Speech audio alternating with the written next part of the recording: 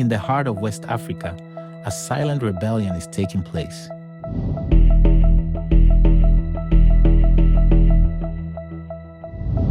And at the center of it all is a young soldier, Captain Ibrahim Traore.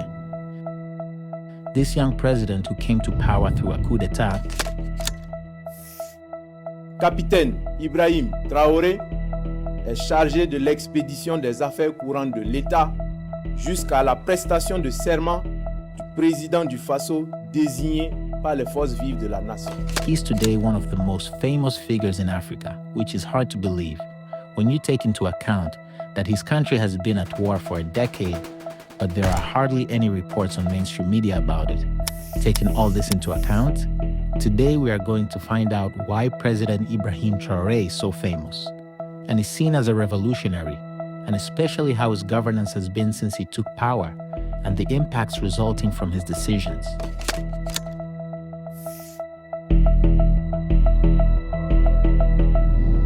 After taking office as interim president in September 2022, Captain Ibrahim Traore said in his inauguration speech that Burkina Faso was in a state of emergency, citing crises in the areas such as security, defense, health, social security, and infrastructure.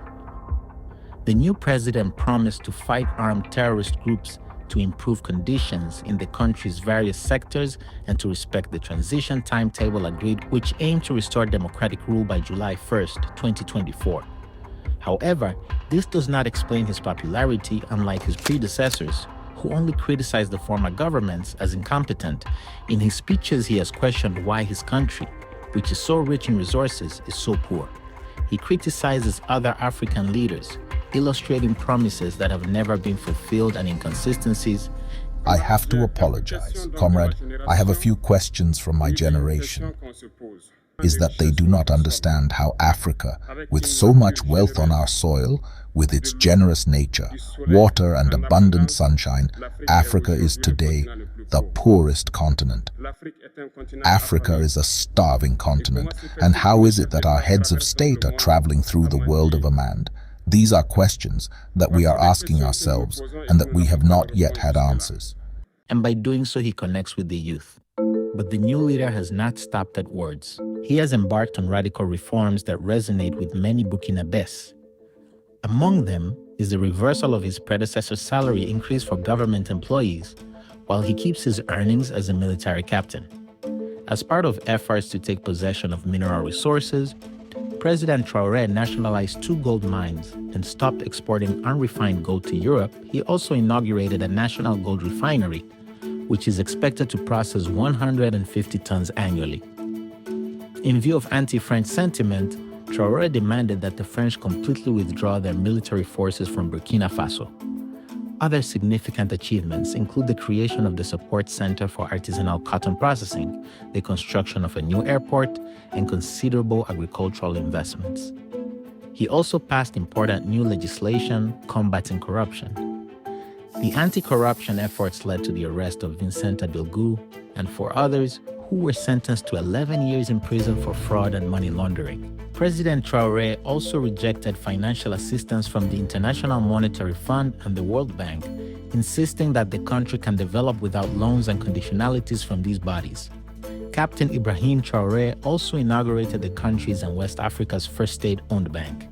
The bank was inaugurated in Ouagadougou, the country's capital, according to a statement by Traore on X. This bank is a tool and a symbol of Burkina Faso's economic and financial sovereignty. The president also inaugurated a cement factory and a detergent industrial complex. In agriculture, he aims to achieve food sovereignty. The export of basic food products, including rice, has been banned. The government is distributing tractors to farmers for free, and progress has been made. For example, Burkina Faso is currently ranked as the 3rd largest producer of onions in the West African region, which is sensational. But the goal of becoming self-sufficient has not yet been achieved. In education, the president declared education in the country free for all students, covering all levels of education from elementary school to university, and began the construction of several schools in rural areas.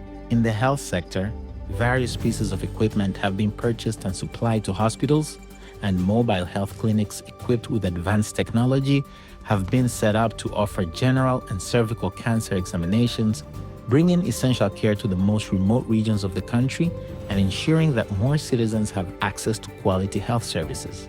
The Russian nuclear company Rosatom and Burkina Faso's Ministry of Energy, Mines and Quarries have signed an agreement to build a nuclear power plant in the country. With construction due to be completed by 2025, the project should double the country's electricity production by 2030. In the transport sector, the country will invest $117 million in a state-owned company, Faso Rail, with the aim of producing rails, sleepers, wagons, and spare parts for railway equipment. The aim is to reduce dependence on imports and promote national industry, specifically in the rail sector, as it improves and facilitates its product distribution system, which will have major impacts on the economy. Burkina Faso has also made progress in its automotive sector with the launch of the Itawea, its first locally designed and assembled electric vehicle. While these are noble attempts to create new laws and industrialize Burkina Faso, the country must not fall into the usual traps of inefficiencies, corruption, and mismanagement that characterize most African companies and other state bodies. But let's look at the president's other promises.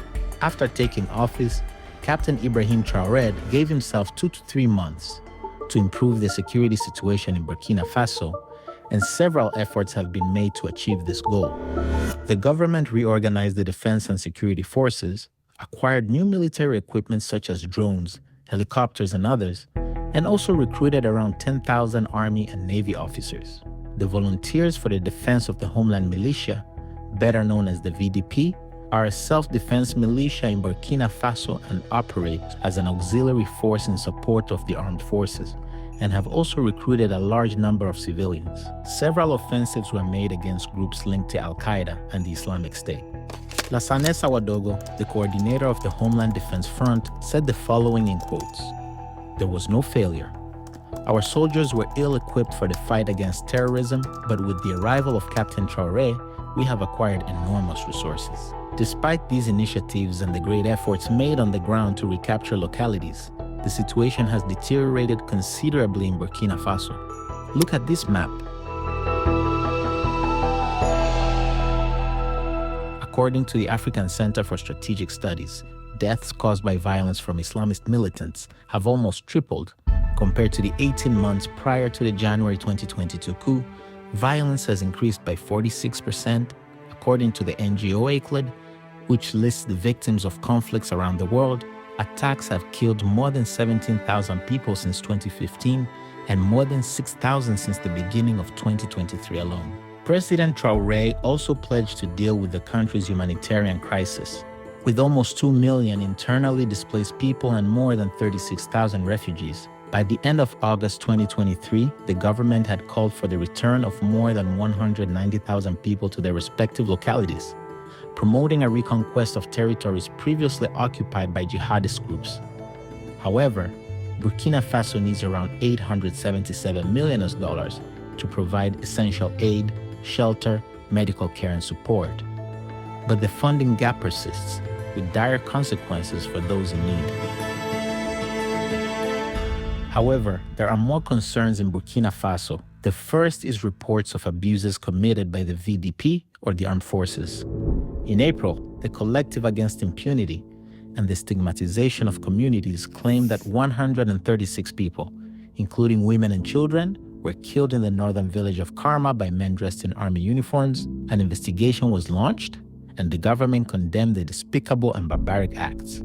But Captain Traore called for premature conclusions to be avoided, accusing the army of being responsible for the Karma massacre.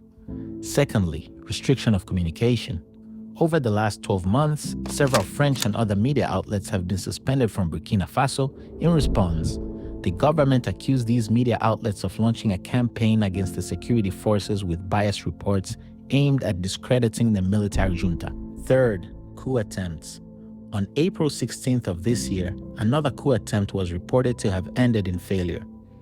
This is the 5th official coup attempt, but there are reports that there have already been several coup attempts on which the government has never made an official comment. This shows that there is fragmentation within the army, where the climate is defined by dissatisfaction, mistrust, fear, and opportunism combined with foreign influences that promise worlds and funds, which further increases the already existing division. In this latest attack, it was reported that the coup was orchestrated by a network of active and retired military personnel. The alleged plot was allegedly planned in neighboring Ivory Coast, with 4 people arrested. This shows that there are officials, foreign countries including Africans, who don't want Traore, which seems to be the opposite of what the people want. After the announcement of the attack and the declarations of the US general, a large number of people took to the streets to show their support for President Traore, not only in Burkina Faso but also in London and other parts of the world. The fourth point is the elections. In September 2023, President Traore said that his priority was to fight insecurity and protect the nation, and he didn't talk much about the elections. On May 25, 2024, Colonel Moussa Diallo, president of the organizing committee for the National Dialogue Process, announced that the duration of the transition is set at 60 months from July 2, 2024.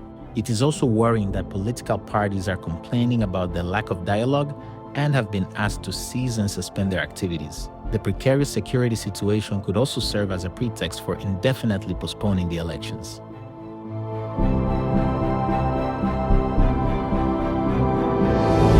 So, it's important to say that it's only been 2 years and that Captain Traore has achieved greater goals than his predecessors. But it is also difficult to say that President Traore will be an excellent leader in the years to come.